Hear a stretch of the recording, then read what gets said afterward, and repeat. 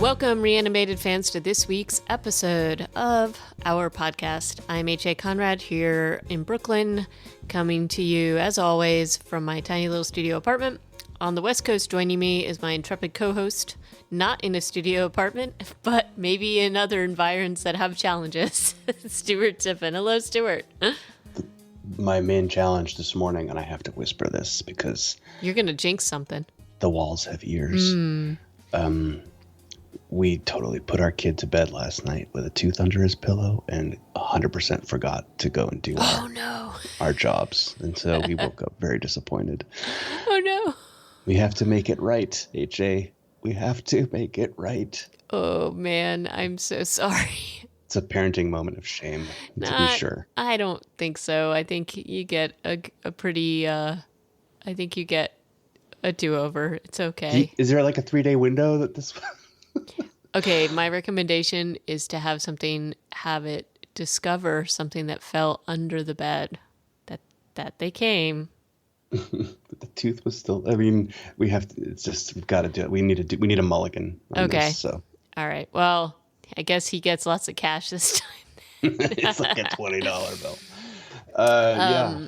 Well, I hear you. Challenges all around. There's lots of challenges. So, we're not going to deny that this past week was super upsetting on so many levels, but we are not going to get into a debate here just because, quite honestly, it is so upsetting, other than to say, I really do hope that the inauguration goes smoothly. And it's without question that I was devastated by watching some of those images this past week. I'm sure you were too, Stuart. But we're going to talk about our zombie news, and we're going to talk about, obviously the current coronavirus stuff. But we're reviewing a film today, Ladronas de las Almas, and it's not to say that these things didn't happen, but I feel like I've been talking about it all week, so I would like somewhat of a respite. I'm there with you.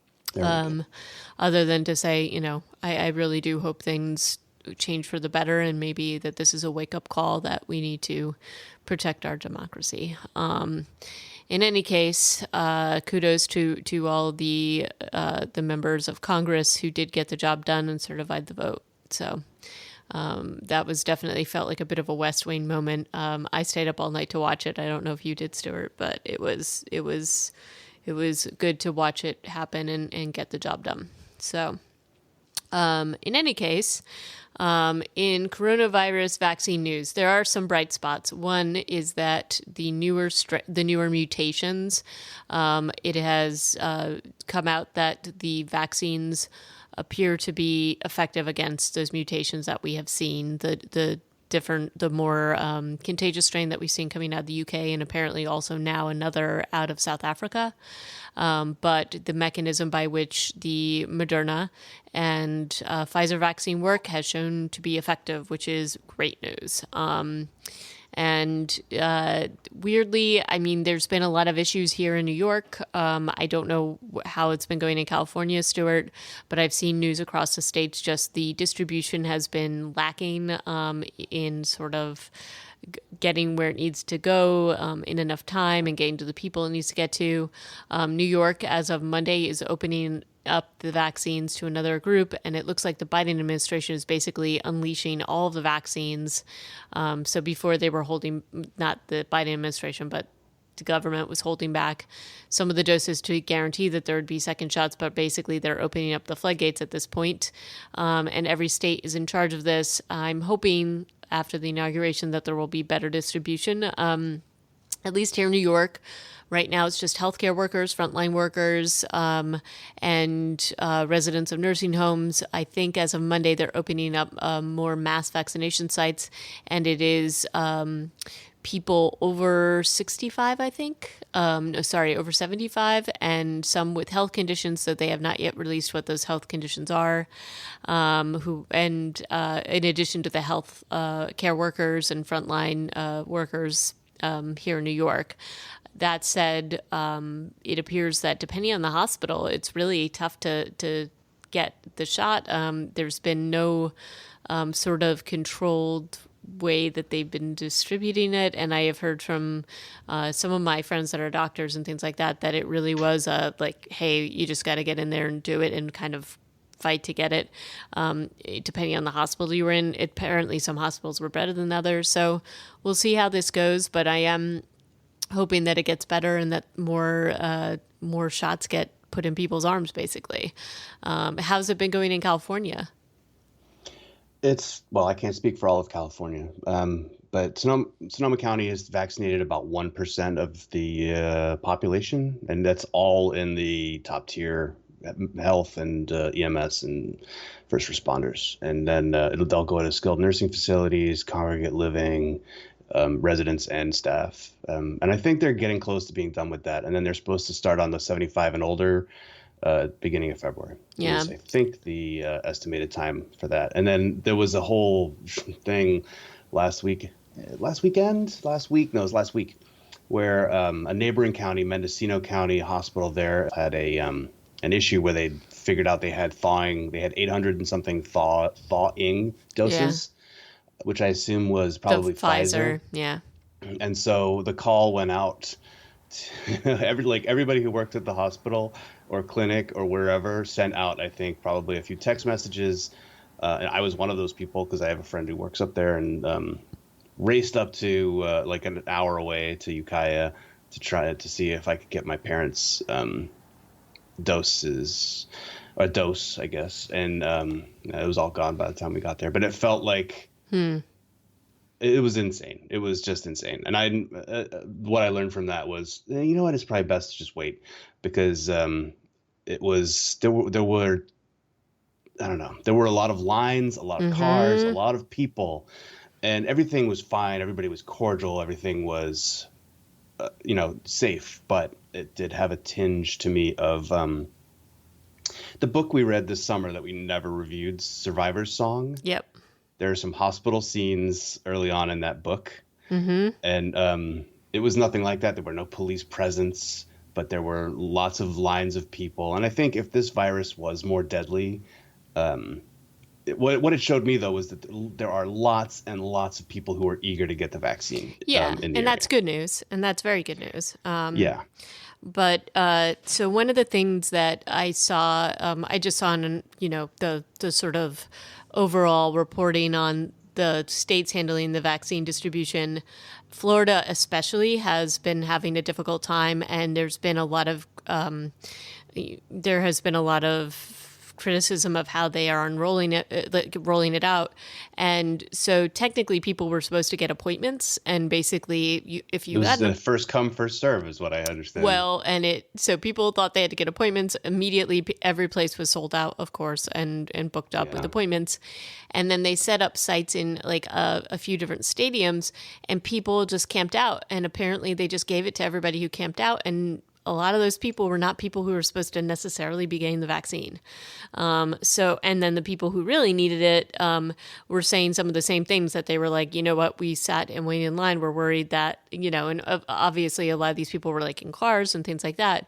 But, and that the risk in that case is probably a little less, but I agree with you. I think maybe better to wait and get it when it's not quite so frenetic.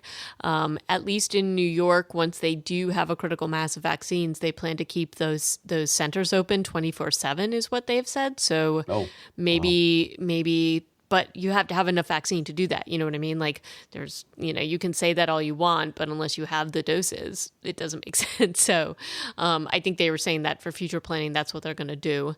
So we'll see what happens there. Obviously, I'm eager to get it, but I also agree with you that I think other people, at least I think other people need it more. I certainly wouldn't jump the line over other people that need it more than me at this moment in time, and certainly not over our healthcare workers. So I'm going to wait my turn, but certainly as soon as it is available, I will be there. But it's interesting to hear that anecdote from you, just in terms of how many people clearly do want it, which is a good thing. Yeah. And, these doses were going to go bad at 2:00 that day. Yeah. And so that was part of the race. Yeah. We got the call, the text message at like 12:30, and got everybody up there by Mm, 1:45, and it was yeah, the last couple doses were being handed out or mm. given to people, and yeah, so it was weird. It's been a weird week on so many levels. And then we have a couple of zombie news things to talk Yep. about today. Yep, we do indeed. Well, zombie-ish. You found something from Zack Snyder's upcoming Army of the Dead, which is coming out Yeah. this year. Yeah, it's coming out this year. I mean, it's interesting because I think well, maybe he's just trying to get people amped up, but he spoiled a pretty major plot line in this. But the more interesting part of this article that I liked, I'm going to spoil this, so if you don't want to hear it, people pause me for a moment. But basically, the origin of whatever zombie plague this is supposed to be is happening in Area 51. So he did spoil that. But the other piece of this is that apparently before this all comes out, there's going to be some kind of a prequel animated series in which Christian Slater is the baddie. So I thought that was kind of cool, and I kind of think it's an interesting thing to tease something with an animated series. So I thought that was interesting news. And I did not. Had you heard that before? Because I had not. No, 4-hour animated prequel series. I had not heard that, and that is very interesting. Yeah, so I will certainly be watching that. So I'm excited to see that. But of course, it means they must have been working on this before because animation is extraordinarily difficult. Time consuming. Yeah. Yeah, yeah. So this must have been the plan, and maybe they're trying to tease this to maybe garner interest in the live action film. But so we'll keep everybody posted on that once we hear more about the release date. I'm assuming it's just going to be all to streaming as well. So. And then you found an article about it was from a bit ago, but it's okay. It's kind of Every cool. couple years we find a listicle that's like, what are the best cars for the apocalypse? And so Car and Driver came out with one of these earlier this year, or actually in 2020. And there are some very interesting cars in there, and they're not all about like Mad Max road rage, trying to drive zombies off the road. This is actually, I think my favorite is the very last one, which is the Ford Transit Connect cargo Yeah, I van. like that too. I thought that was good. I'm like, that's just a reasonable, ride, because the one right before it is a Rolls Royce. Hmm. You've got literal armored cars. You've got Mercedes Sprinters and troop carriers. The amount of bulletproof regular cars in here, like there's an up armored Suburban, there's a bulletproof BMW SUV. Hmm. Clearly for different kinds of apocalypses, apocalypse that we're used to talking about. Did you see the aerial Nomad Tactical? I did, but I just like the fact that there's even this many on this list is kind of Right. impressive. There are some really weird niche vehicles out there, Hmm. including the Sherp. Is it the Sherpa or Sherp? I The thought it one was that's like it's water. It's a Aquarius. Nope, that's not the word I'm looking no. for. It can go in the water. Yeah, My brain isn't awake yet. But the area nomad tactical is like a dune buggy that's basically designed to go very fast but doesn't have doors. So if yeah. you get into a mob, you're done. There's a lot of just very interesting stuff out here. The Not just Sherp. the Sherp. Not just that, but not if you get into a mob, but also from an air filtration point of view. If you're trying to avoid, any kind of viral particles or air Hmm. contaminated air, that's a problem. The Sherp one was kind of cool to me, though. I kind of liked I it, mean, who knows what its gas mileage is, but it's cool looking. And and if you it's just have to get through compact, some kind of. swamps, You're yeah, good. I don't know. It doesn't. There's no interior shots, so you can't really tell how big it is. But I think there's only room for one or two people in the front, obviously, and then maybe there. I don't know how much room there is in the back. It also looks like it could easily flip over and start doing somersaults, which is, I think it has a roll bar specifically for that purpose. If you look Yep. at the design, anyway, cool list of potential apocalypse cars. We'll put it in the show notes. Take a look, guys. It's fun to look at, and Yeah. there's some like very normal. Oh, I drive one of those cars, and then there are some completely off the wall wacky ones. So. Yep. All right. So are you ready to talk about this film? Which This one was a pick from H.A. Conrad. Just want to uh, make that very clear. you can make that clear, but I will also say that this appeared on a list of the best zombie films to watch on Netflix. So I am gonna have to Oy say we vey. need to strike that list from all time. And this is Ladronas de Almas, Yeah. and it was directed by Juan Antonio de la Riva. And it is a Spanish language film, and it was initially released in Mexico in 2017. It's a screenplay by Christopher Luna, and it is, they say, based on quote unquote true events during the Mexican War of Independence. And then, a couple of the reviews I saw said this is like saying that Fargo was really based on true events. So, and I couldn't really find anything specific to this story, although I tried. And even in the reviews, they only mentioned that it was based on somewhat true events. So, this is the Cordero family. And did you find anything on them, Stuart? Because I No. did try, and I just came up empty. So if anybody has heard of anything about this, please let me know. I'd be curious to see what exactly they were basing this upon. Yeah, unfortunately, the most famous Maria Cordero out there is a singer from Macau.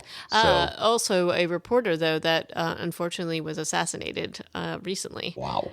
So that Grief. for reporting about different things happening in Mexico, and so she was killed in a drive-by shooting, sadly. So so in any case, I will say that my biggest I think there were some really interesting things that they did with this film in terms of like the horror elements. This is definitely going back to old school horror films like Vampire and like a couple of other things. The lighting and the way that they are tracking the different shots, I thought was Yeah, the good. music. The music, but I will say that the pacing was so incredibly slow and long. It was a real struggle to get through this. This had a real telenovela sort of Yes, vibe to I me. thought the exact same thing. Which I don't have a problem with if it's done well. It's like, okay, well, if you're gonna go that way and it's gonna be that kind of overly dramatic and cheesy and stuff like that, then do it well. And it didn't really feel like it was almost like they couldn't decide exactly what kind of horror film it was.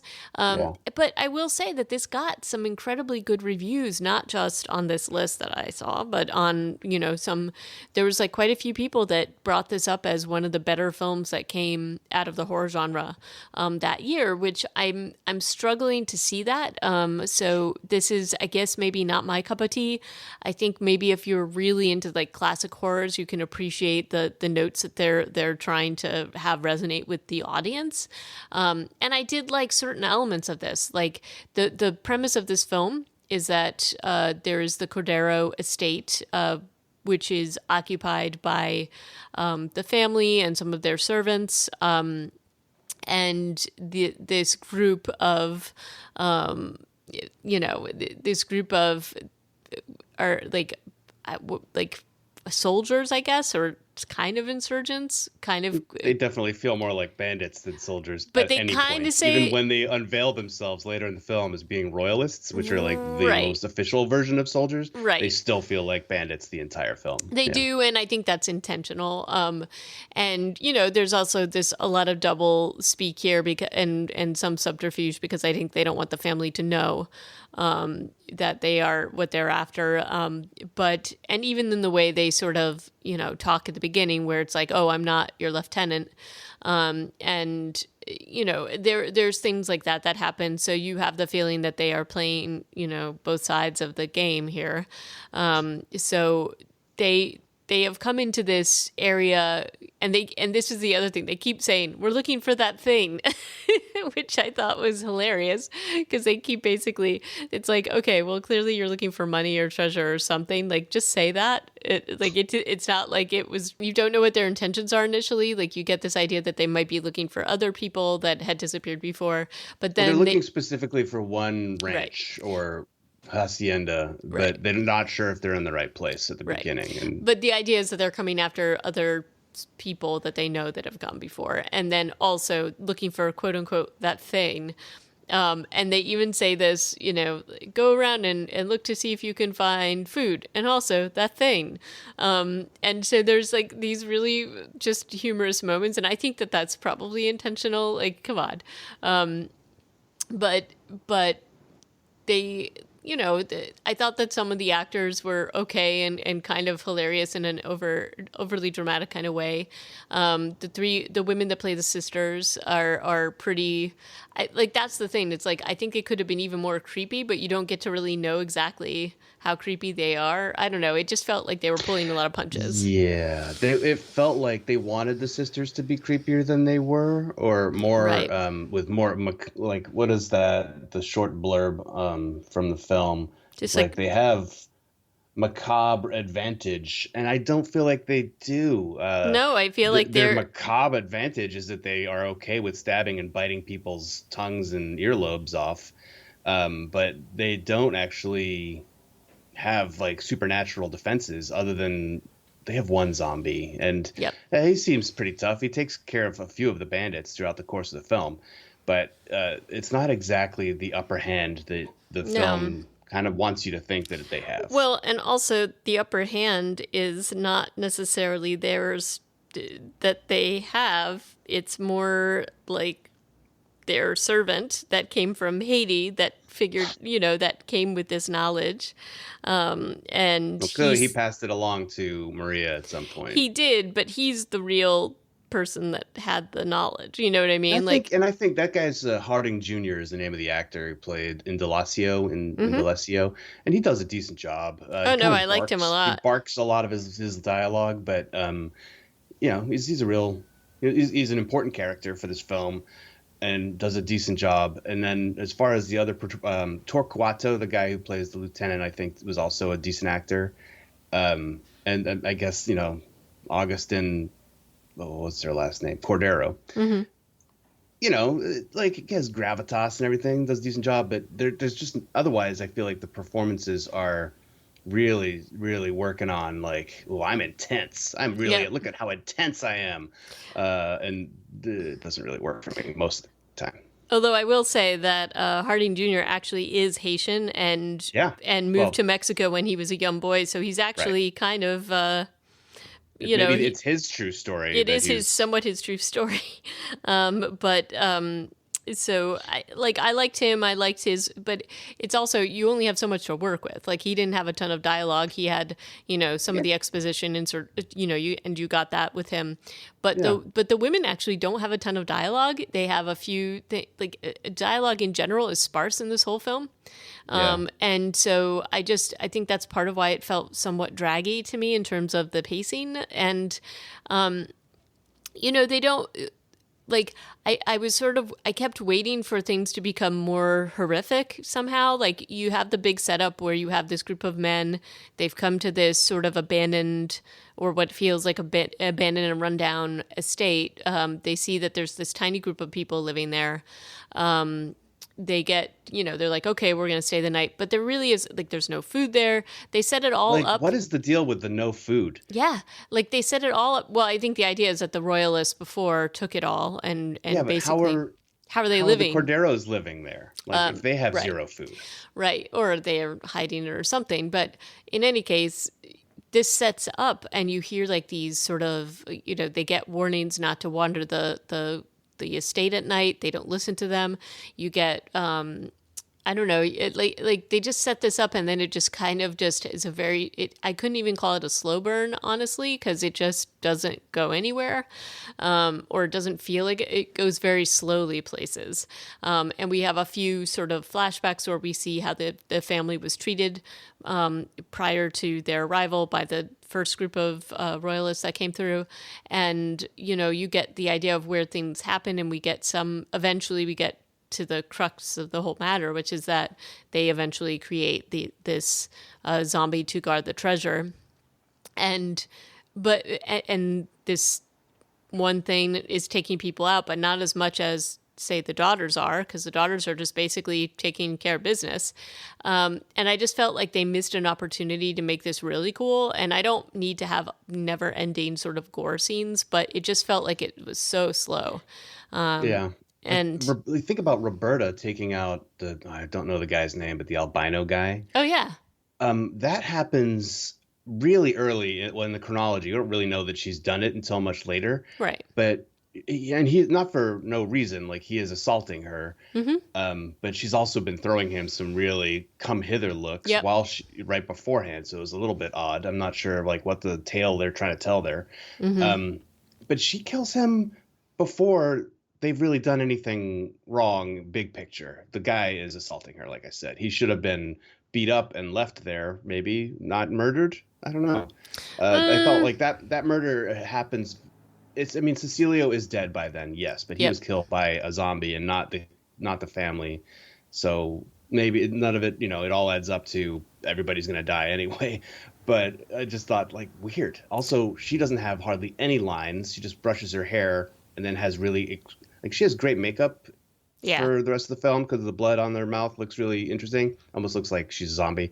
But then she makes these crazy faces for the rest of the movie. Oh, she Like made crazy bears. faces though from the beginning. So even when this group of roving whatever they are come in, like as far as the family knows, she's making some pretty like, hey, I kind of want to like. She looks devious in this first scene when all the daughters are there meeting with them, and so I was actually like, huh, is she maybe the zombie? That was my initial take on it, and Yeah. I think that the implication is that their mother was killed by the prior group of royalists. They are really, and Maria had been taken hostage. And basically, I felt like the implication is that it doesn't matter if these guys come out and start to try to either find the treasure or do something with the family. You don't mess with this family; they're going to take them all out. And so I don't think it matters. I think that he was going to assault her, and she's like, "Yep, none of that," and she just took him out. And I think that that's kind of the deal. But I don't think they do a good job of that storytelling, and I think No. they probably needed to show a little bit more of some kind of resolution after the first group came through, something in the flashbacks where the sisters make a pact or something like that. I mean, I think the implication is there, but I don't think that the storytelling is extraordinarily good in terms of how they tell this narrative. No, this family lives here like out of time, out of place. The women in their fancy dresses don't make sense. Like the fact that there's no farming going on here. Right. Indalecio is the only able-bodied man, and well, he does his best, but he also gets murdered Poor when things Indalecio. come to a head. So yeah, it's an odd story because the Cordero family doesn't really make a lot of sense based Yeah. on where they are and what they're doing. I And like mean, I what is the point of all that gold in their basement? They're right. just sitting there collecting it for Right. use sometime later, and then they have no food. Like there are big parts of the story that to me I'm like, why? Right. And I Why? felt like, part of me felt like like maybe something got edited and we were supposed to see a little bit more, but we hear almost toward the end when we see this flashback with Indalecio and Maria when she first meets the Walking Dead, and they've heard legends of it, and basically during this war, landowners and minor like people that own the mines fled their properties and left their sort of group of zombies that were there to do slave work. Honestly, similar to what we saw in the movie we reviewed last week, in terms of like work being done by zombies. But they fled, and then the zombies were kind of left to kind of rove and get out and cause trouble. And so I thought we would get a little bit more about, oh, well, you know what? All of our workers are gone. We don't want to do this. And Indalecio kind of says this, and he's like, but we can make them and they can do work for us. But the only people that we really see that they've made is this guy to guard the treasure. We don't see that they've made a group to basically harvest food or help with the food, which was kind of where I thought they were going with that story. And it doesn't feel Hmm. like they explain that. And that's the thing. Like, if they did that, it does make sense that they're wearing these dresses and it seems incongruous because otherwise they'd have to be out there trying to harvest food and grow food because there's nothing to eat. Like if they actually created a zombie crew to help them do that and they showed that, that would make a lot more sense. And they needed more people, and maybe they could have talked about the fact, I mean, it would have made sense if we had somehow seen the previous soldiers as their now zombie workforce, right? Yeah, that would But have. I mean, but that's absolutely. I don't think that if that is the case, that they did a good job at showing that. So, No.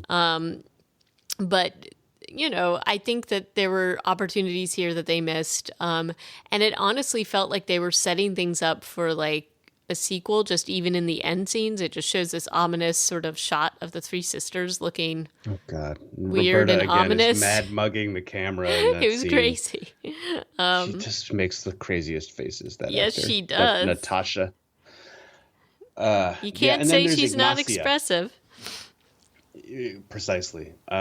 In Delacio's female counterpart is Ignacia, their other employee slash servant, and she is universally abused Yeah. by everybody. And I'm For not sure why she is loyal to this family when everybody just snaps at her. All the girls, anyway. They're the only ones who really seem to talk to her. And it's and she might be in a relationship with Indalecio, and I don't. Yeah, another one. I'm just like, huh? Why are you hanging out here? This doesn't seem like a fun place for you. She's concerned that the youngest daughter is going to be turned into a monster, um, and they just constantly are like, it's your job to watch her.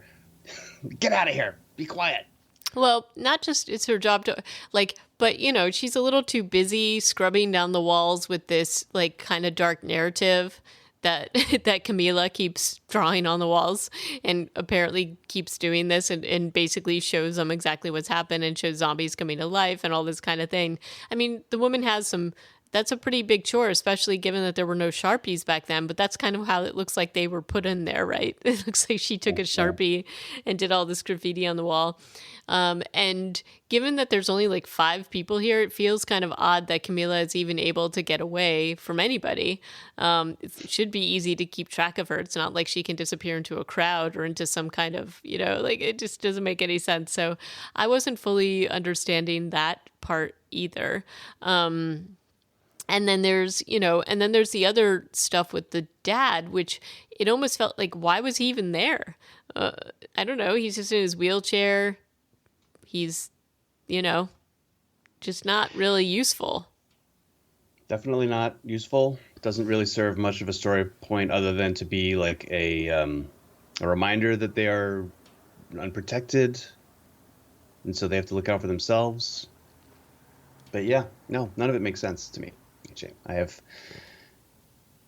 I throw my hands up at this movie slightly. Yeah, and I really don't like the positive reviews, and there were definitely more than one, but I do think it's somewhat suspicious because a lot of them use the same language. So I'm wondering if this was just sort of something put out by a PR firm or something Hmm. to try to garner some notoriety. I mean, this was on multiple lists as some of the best zombie films to watch on Netflix, which I cannot agree with. And there were others on that list that I do agree with. Like there was a hashtag alive, Cargo. So it was not in bad company in terms No. of the films that were listed, but this one really stood out to me as like, not good. So Well, we do know that critics don't like the typical genre approach of that we're used to, which I think we do have in Cargo. Well, Cargo's a little different, but Night Eats the World, Zack Snyder's Dawn of the Dead, like typical zombie movies, critics are over, and they have been for 12 years or something, right? So the fact that they make them voodoo zombies, the fact that they are more of a the creature horror show style as opposed to the shambling masses of the undead, I think the critics might enjoy that because it is not the same thing as a genre zombie film. And this isn't. It's like more, yeah, it's more of a horror, pulpy sort of horror film. And that's fine. It's just that it has all kinds of problems just even within that structure. And so I think yeah, that's why, yeah, those are the issues that we have with it. The fact that there are a lot of plot holes and things that were executed strangely. But like the thing that it does have that's a super tropey thing is the band of hardened soldiers getting whittled down, with the exception of Cecilio, who doesn't ever seem like a hardened anything, just kind of like a strange man who runs after a little girl in the middle of the night and is appropriately murdered by a zombie. correct. And I guess, and I guess they have their comeuppance for looking for this treasure and all of that kind of thing, I suppose, because a couple of them are left to basically guard it forever. But Including Macario. Macario never felt like a bad guy to me. no, I he don't didn't. really understand why. I felt bad because he sort of seemed like he was the only one that, He had a probably, conscience.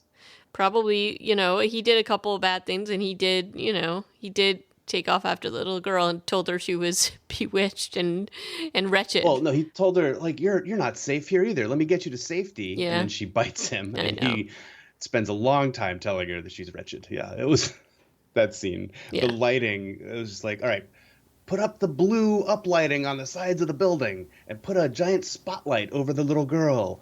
And I was like, oh, wow, you're really just not trying to go for realism. I mean, you're choosing to shoot the scene at night, and it's really difficult to light these kinds of shots. Gotcha. But Yeah.